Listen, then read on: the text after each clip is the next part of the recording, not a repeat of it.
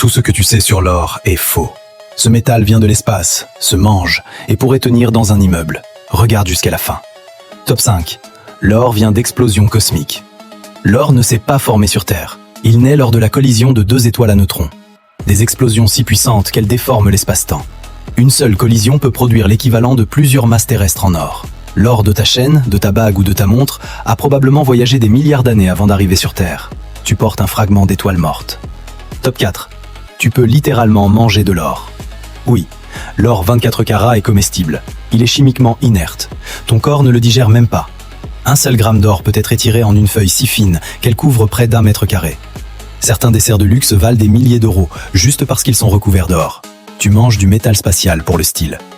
Top 3. Tout l'or du monde tient dans un cube. Depuis le début de l'humanité, environ 200 000 tonnes d'or ont été extraites. Ça paraît énorme. Tout cet or pourrait tenir dans un cube d'environ 22 mètres de côté.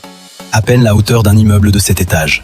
Toute la richesse dorée de l'histoire humaine tiendrait sur une petite place publique. La rareté est réelle. Top 2. L'or est plus rare que les diamants. On te vend le diamant comme ultra rare, mais dans la croûte terrestre, l'or est présent à environ 4 parties par milliard. Il faut traiter en moyenne 1 tonne de roche pour extraire quelques grammes d'or. Les diamants sont contrôlés par l'industrie.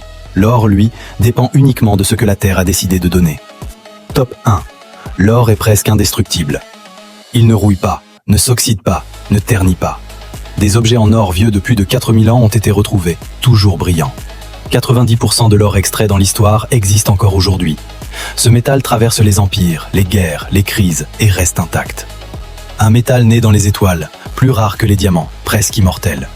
La vraie question, ce n'est pas combien vaut l'or, c'est combien vaut le temps qu'il a traversé. Abonne-toi si tu veux d'autres vérités que personne ne t'explique.